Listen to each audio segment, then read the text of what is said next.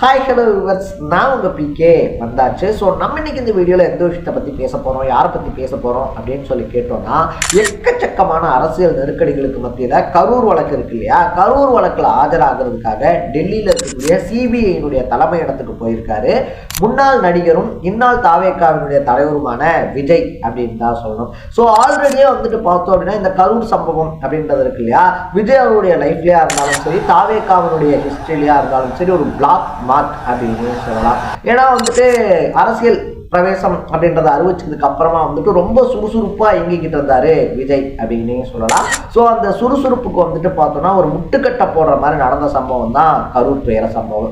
அந்த வழக்குக்கு அப்புறமா வந்துட்டு பார்த்தோம் அப்படின்னா விஜய் அவர்களே ஒரு மாதிரி முடங்கி போயிருந்தாரு அப்படின்னு தான் சொல்லணும். தாவேகா சார்பில் வந்துட்டு எங்களுக்கு இந்த வழக்கு விசாரணை இருக்கு இல்லையா, அது சிபிஐ பக்கம் நடந்தாதான் நியாயமானதா இருக்கும்னு நினைக்கிறோம் அப்படின்னு சொன்னதுனால வழக்கும் சிபிஐக்கு கைமாற்றப்பட்டிருந்துச்சு. ஸோ இது வந்துட்டு பார்த்தோம் அப்படின்னா இந்த சிபிஐக்கு கைமாற்றப்பட்டதுக்கு அப்புறமா விஜய் அவர்கள் வந்துட்டு ஓரளவுக்கு ரிலீஃப் ஆயிட்டாரு, ஓரளவுக்கு ஃப்ரீ ஆயிட்டாரு அப்படின்லாம் சொல்லப்பட்டிருந்துச்சு. பட் அதுக்கு பின்னாடியும் பாஜக ஒரு கூட்டணி கணக்கு வச்சிருந்தாங்க அப்படின்றதான் விஜய் இருக்கார் இல்லையா, அவர் வந்துட்டு பெருசா கண்டுக்காத ஒரு விஷயம் அப்படின்னு சொல்லப்படுது.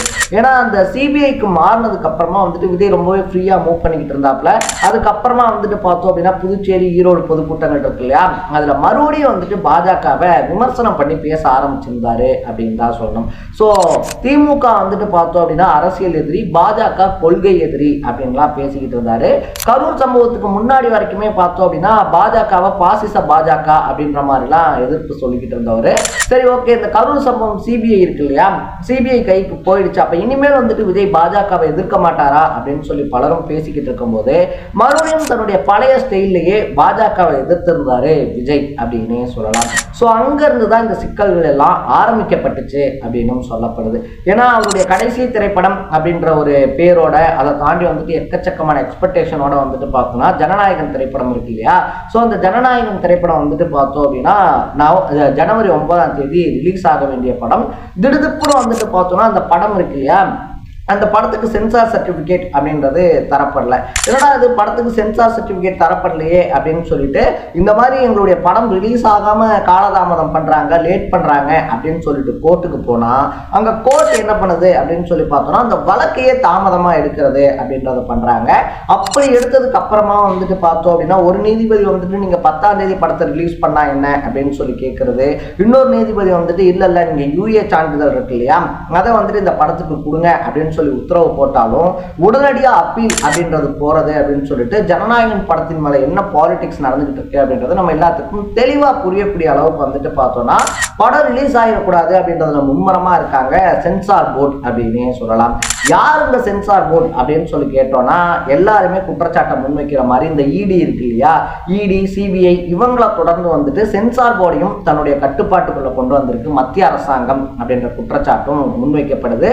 அதுக்கு ஏற்ற மாதிரி இந்த வழக்குல வந்துட்டு வாதாடுறதுக்கு அவங்க கூட்டிட்டு வந்த வக்கீல் யாரு அப்படின்னு சொல்லி பார்த்தோம்னா நரேந்திர மோடி வந்துட்டு முதலமைச்சராக இருந்தார் இல்லையா, அப்ப அந்த குஜராத் கலவரத்துக்காக யாரு அவருடைய கேஸ் அப்படின்றத எடுத்து வாதாடி இருந்தாரோ அவரை வந்துட்டு பார்த்தோம்னா ஜனநாயகனுக்கு எதிராக வாதாட வைக்கிறாங்க. இன்னும் சொல்ல போனோம்னா இந்தியாவில் 2வது நீதித்துறையில 2வது உச்சபட்ச அதிகாரத்தில் இருக்கக்கூடிய ஒருத்தரை வந்துட்டு ஒரு தணிக்கை சான்றிதழ் அதாவது ஒரு சென்சார் சர்டிபிகேட்டுக்கு அகைன்ஸ்டான கேஸ்ல வாதாட வைக்கிறாங்கன்னா அதனுடைய வீரியம் என்ன அப்படின்றத நம்ம புரிஞ்சுக்கணும். ஒரு பக்கத்துல படம் ரிலீஸ் ஆக விடல, இன்னொரு பக்கத்துல வந்துட்டு பார்த்தோம்னா விஜய் அவர்களுக்கு விஜய் அவருடைய பிரச்சாரத்துக்கு அப்படின்னு சொல்லிட்டு பிரத்யேகமா வடிவமைக்கப்பட்ட அந்த வேன் இருக்கு இல்லையா, அந்த பிரச்சார வாகனம் அதுவும் வந்துட்டு பார்த்தோம்னா பறிமுதல் செய்யப்படுது.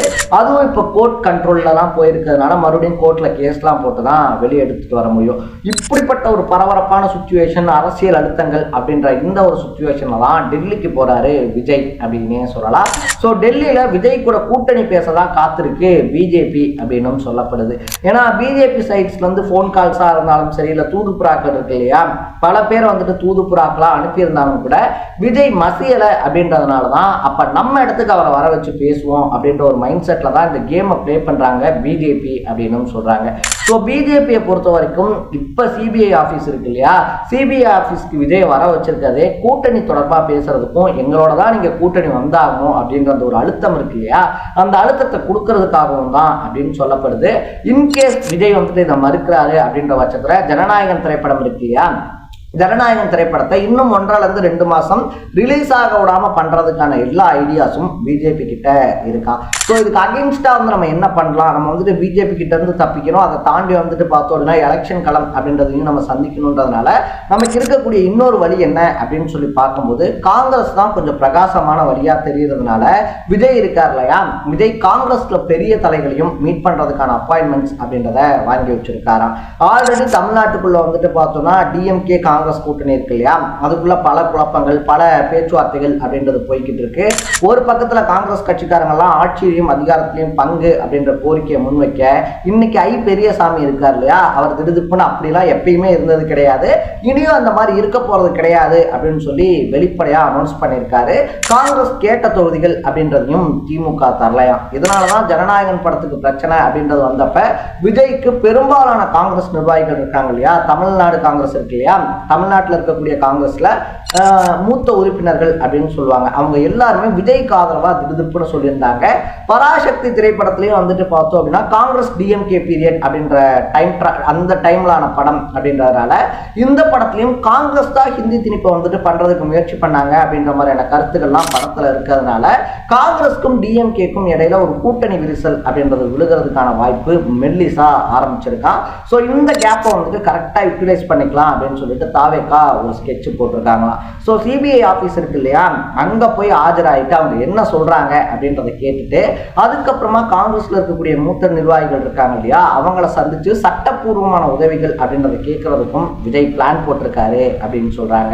ஸோ இன்னும் எலெக்ஷன் வர்றதுக்கு வெறும் 4 மாதங்கள் அப்படின்றதான் நடுவில் இருக்க சுச்சுவேஷனில் இவ்வளவு அரசியல் நெருக்கடிக்கு உள்ளாக்கப்பட்டிருக்காரு விஜய் அப்படின்னே சொல்லலாம். இதெல்லாம் தாண்டி விஜய் எப்படி படத்தை ரிலீஸ் பண்ண போறாரு, அதுக்கும் மத்தியில் அவருடைய அரசியல் பிரவேசம் அப்படின்றது எப்படி மீண்டெழுந்து வரப்போறாரு அப்படின்றத நம்ம வெயிட் பண்ணி தான் பார்க்கணும். ஸோ நீங்கள் விஜய் அவர்களை பற்றியும் விஜய் அவர்களுக்கு கொடுக்கக்கூடிய அந்த அரசியல் அழுத்தங்களை பற்றியும் என்ன நினைக்கிறீங்க அப்படின்றத கமெண்ட்ல போட்டு மறக்காம சேனலை ஃபாலோ பண்ணி சப்ஸ்கிரைப் பண்ணிக்கோங்க. நாளைக்கு இதே மாதிரி இன்னொரு இன்ட்ரெஸ்டிங்கான வீடியோட சந்திக்கலாம். தட பை பை.